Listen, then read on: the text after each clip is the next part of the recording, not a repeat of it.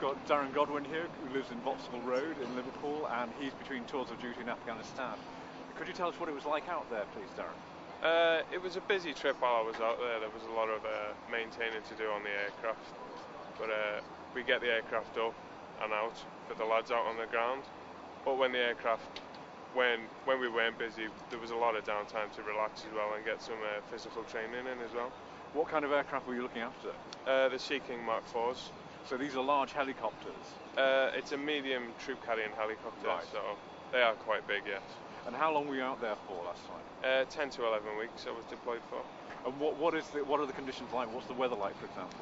The weather, well, during the summer period it is quite hot, and the skin of the aircraft can become quite hot, so you have to wear gloves when you're touching the aircraft and handling. But during the winter months as well, it goes from one extreme to the other, and it becomes quite cold as well, and there is snow and rain as well. Because you're quite high up, I guess, and it's quite a sort of desert-like mountain landscape. Yeah, it is, yeah. And what are the locals like? Do you have contact with the ordinary Afghans?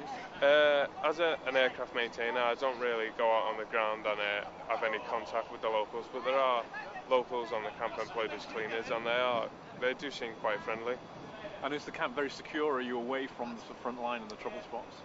We are away from most of the trouble spots, yeah, but there is threats from indirect fire attacks and other such things, but it doesn't happen that often, so we are quite safe out there, yeah. And the planes, the Sea Kings you're looking after, presumably they go into some dangerous situations, do they? They do, yes.